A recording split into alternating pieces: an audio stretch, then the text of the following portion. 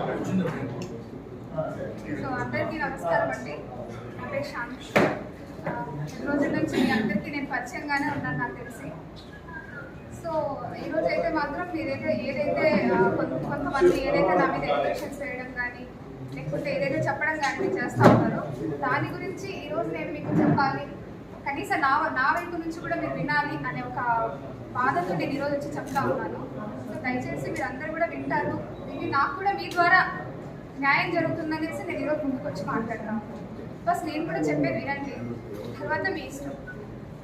So ఎవరైతే మదన్ మోహన్ మానిపాటి మా డిపార్ట్మెంట్కి వెళ్ళి కంప్లైంట్ చేస్తున్నారో దాని మీద ఈరోజు నేను క్షుణ్ణంగా మీతో మాట్లాడతాను. మా మ్యారేజ్ 2013లో అయింది. నవంబర్ 2013లో పెళ్ళి అయింది మా ఇద్దరికి. ఇది అరేంజ్ మ్యారేజ్. 2013లో పెళ్ళి అయింది. 2013 నుంచి మేము ఒక 1 year ట్రావెల్ చేసాం.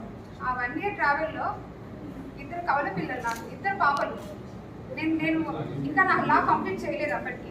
నేను ఇంకా లాలోనే ఉన్నాను. 2010 నుంచి 2015 వరకు నా లా గ్రాడ్యుయేషన్ నేను కంప్లీట్ చేయాల్సింది. సో లాలోనే నాకు పెళ్ళి అయింది. సో 2014లో నేను కన్సీవ్ అయ్యాను. 2015లో నాకు పిల్లలు పుట్టారు. ఏప్రిల్ 2015 నా పిల్లలు పుట్టారు. 2015లో మేము ఆగస్టులో ఒకసారి మినిస్ట్రీ ఆఫ్ ట్రైబల్ అఫైర్స్ అని ఉంటుంది. అందులో నేషనల్ ఓవర్సీస్ స్కాలర్షిప్ అని ఉంటుంది. ఆ నేషనల్ ఓవర్సీస్ స్కాలర్షిప్ కోసం మదన్ మోహన్ నేను ఇద్దరం కూడా ఇంటర్వ్యూకి వెళ్ళాను. ఆ ఇంటర్వ్యూ అయిపోయిన తర్వాత అందులో అతను సెలెక్ట్ అయ్యారు. ఆ తర్వాత నేను సెలెక్ట్ అవ్వలేదు. ఇండియన్ ఓవర్సీస్ స్కాలర్షిప్ ఎందుకంటే పూర్ పర్సన్స్కి మాత్రమే, SC ST ఎవరైతే ఉంటారో వాళ్ళకి మన స్టేట్ నుంచి, మన గవర్నమెంట్ నుంచి వేరే గవర్నమెంట్కి వెళ్ళడానికి, వేరే గవర్నమెంట్ నుంచి వేరే కంట్రీకి వెళ్ళడానికి ఇచ్చే ఇండియన్ గవర్నమెంట్ వాళ్ళ మీద కొన్ని కోట్లు ఖర్చు పెట్టి చదువుకోవడానికి బయటకు పంపిస్తుంది. ఇది 2013లో కూడా ఆయన వెళ్ళున్నాడు. దానికి ఉన్న మెయిన్ కండిషన్ ఏంటంటే బిలో పావర్టీ ఉండాలి. SC ST వాళ్ళు బిలో పావర్టీ ఉండాలి. అప్పటికే Madan Mohan Manipati central government employee అయినా కూడా ఇంటర్వ్యూకి వెళ్ళాడు నా కోసము. అప్పటికి నేను ఇంకా లా అప్పుడప్పుడే కంప్లీట్ అయినా ఫైనల్ ఇయర్ స్టూడెంట్స్ కూడా అందుకే నేను అప్లై చేస్తున్నా. నేను సెలెక్ట్ కాదు, ఆయన సెలెక్ట్ అయ్యాడు. అప్పటికే Madan Mohan Manipati already central government employee, assistant director. So that అది సెలెక్ట్ అయిన తర్వాత ఆ రోజు నుంచి within 2 years of span of టైంలోనే మనం యూఎస్కి ఫ్లై అవ్వాలి, ఎవరైతే కనుక ఎగ్జామినేషన్ పాస్ అయి ఉంటారో. ఆ ప్రాసెస్లో నన్ను పెట్టిన మెంటల్ టార్చర్ ఇంకెవ్వరు ఏ అమ్మాయి పడి ఉండదు. నేను చెప్తా ఉన్నా, భార్యగా నేను కాపురం చేశాను కాబట్టి నేను చెప్తా ఉన్నా. మీరు ఎవ్వరు కూడా తెలియదు కాబట్టి మీరు కనీసం వినండి నా వైపు నుంచి. 2016లో ఈ ఎంటైర్ పాన్ ఆఫ్ ద ఎపిసోడ్లో 2016లో నాకు ఖచ్చితంగా ఆయన విడాకులు పత్రం రాశాడు. నేను కూడా రాసిచ్చాను ఆయనకి. ఆ పత్రం మీరు అడగండి, ఇస్తారు ఆయన మీకు. 2016లో మేము ట్రైబ్స్, నేను ST ఎరుకల, ఆయన కూడా ST ఎరుకల. మా ప్రకారంగా మేము రాసుకున్నాం. మా అమ్మ మా నాయన, ఆయనకంటే ఎవ్వరూ లేరు.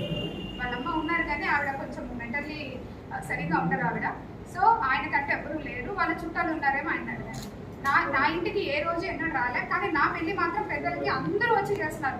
తలా ఒక చేయొచ్చి చేసిన తర్వాత ఎవరు పట్టించుకోలేదు. నేను ఎంతో మంది దగ్గర పోయి చాలా మొర పెట్టుకుని ఎవరు పట్టించుకొని అయిపోయింది. 2016లో విడాకులు ఇచ్చేసినాడు, అయిపోయింది.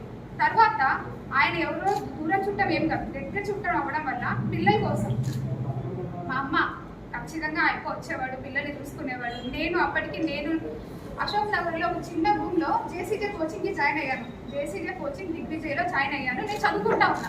జూనియర్ సివిల్స్ ఎగ్జామినేషన్కి నేను చదువుకుంటా ఉన్నా. నాకింటి నేను తింటా ఉన్నా. నా ప్రాక్టీస్ నేను చేసుకుంటా ఉన్నాను. నేను ప్రాక్టీస్ చేసిన నా సీనియర్స్ కూడా నేను వాళ్ళ పేర్లు చెప్పాల్సిన ఇప్పుడు బాగోదు. బట్ నేను 2 కోర్టులలో ప్రాక్టీస్ చేసేదాన్ని. ఒక రైల్వే కోర్టులో ప్రాక్టీస్ చేసేదాన్ని, సికింద్రాబాద్ కోర్టులో కూడా ప్రాక్టీస్ చేసేదాన్ని. 2 సీనియర్స్ దగ్గర నేను ప్రాక్టీస్ చేసుకుంటూ నేను చదువుకుంటూ నా బ్రతుకు నేను బ్రతికిన. 2018 నోటిఫికేషన్లో APPSC గ్రూప్ 1లో బ్యాక్లాగ్ వేకెన్సీ. ఆ బ్యాక్లాగ్ వేకెన్సీలో నేను ఎగ్జామ్ రాశాను. అప్పుడు నేను JCJ ఎగ్జామ్ రాశాను. At the same time APPSC exam కూడా రాశాను. ఉద్యోగం వచ్చింది. 2019లో మదన్ మోహన్ మానిపాటి ఇండియా నుంచి యూఎస్కి ఫ్లై అయిపోయాడు. 2020లో నాకు ఉద్యోగం వచ్చింది. 2020 ఉద్యోగం వచ్చిన 2 నెలలు 3 నెలలు ఆ ట్రైనింగ్ పీరియడ్లో ఆయన యూఎస్లో ఉండగానే కోవిడ్ వచ్చింది. సో దట్ కోవిడ్ వల్ల మళ్ళీ రిటర్న్ వచ్చారు. ఆయన రిటర్న్ వచ్చిన తర్వాత మాకు కూడా కోవిడ్ వల్ల ట్రైనింగ్ మధ్యలో ఆపేసి ఇంటికి పంపినారు ఒక 1 month. తర్వాత మేలో నా first posting Visakhapatnam. Very complicated area, ఆ విషయం మీ అందరికీ తెలుసు. అయినా కూడా ఫ్రెషర్ని తీసుకుపోయి ఆడేస్తారు. అప్పుడున్న గవర్నమెంట్ కానీ ఏదైనా కానీ ఆ గవర్నమెంట్లో మేము వచ్చున్నాము. సో దట్ మేము దానివల్ల మంచిగానే పోస్టింగ్ అనేసి ఎగురుకుంటా పరిగెత్తుకుంటా పోయి 1000 మైళ్ళు హైదరాబాద్ నుంచి విశాఖపట్నం 1000 మైళ్ళు ప్రయాణం పోయినాం, ఉద్యోగం చేసినాము. అందుకే అప్పటికే జ్యుడిషియరీలో ఉన్నాము, ప్రాక్టీస్ చేస్తున్నాం, వెల్ఫేర్స్గా ప్రాక్టీస్ చేస్తున్నాం కాబట్టి ఉద్యోగం బాగానే చేసిన. నాకు తెలిసి నేను ఒక గజం భూమి కూడా విశాఖపట్నంలో ఎప్పుడు వదలలేదు. నిజంగా చెప్తా ఉన్నా. మీరు అట్లాంటిది ఏదైనా నా ప్రొఫెషనల్ లైఫ్ కూడా మళ్ళీ మాట్లాడతాను నేను. అదే మూమెంట్లో 2020 ఎండింగ్లో అంటే ముందు సుభాష్ గారు అనేసి ఎవరైతే వీళ్ళు జీపీ రెవెన్యూ అన్న ఎక్స్ జీపీ రెవెన్యూ ఉన్నారో ఆయన నాకు పరిచయం అయ్యారు. ఆ మూమెంట్లో వైజాగ్లో చిన్న ఇన్సిడెంట్ కూడా జరిగింది, మీడియా అందరికీ కూడా తెలిసిందే. పుష్పవర్ధన్ అనే నా కొలీగే, కాకపోతే ఏంటంటే వచ్చి కూర్చున్న సీటు సుపీరియర్ సీట్లో కూర్చున్నారు. ఆయన కార్ పంపించి డిన్నర్కి రామ్మ అనిపించినాడు. ఎందుకంటే ఎవరు లేడు కదా, నాకు ముందు వెనక ఎవరు లేరు కాబట్టి రామ్మ అంటే నువ్వు ఎవరు నన్ను వచ్చేదానికి కానీ పోయి వాడి మీద ఇసుక పోసిన కరెక్టే, అది మీ అందరికీ తెలుసు. ఎందుకు పోసినా మీ అందరికీ కూడా తెలుసు. సరే అయిపోయింది. ఆ మూమెంట్లో నాకు చేయి పట్టుకొని నడిచింది సుభాష్.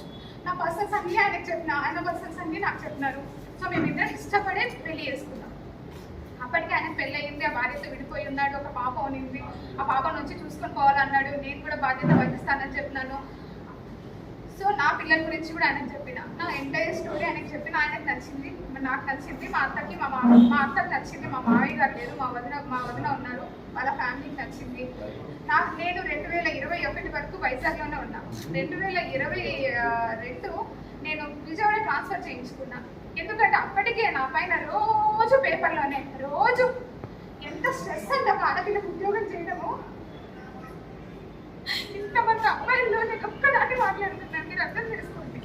అంత స్ట్రెస్లో కూడా నేను జాబ్ చేస్తా. నాకు ఈ వద్దు, విశాఖపట్నంలో నేను చెయ్యను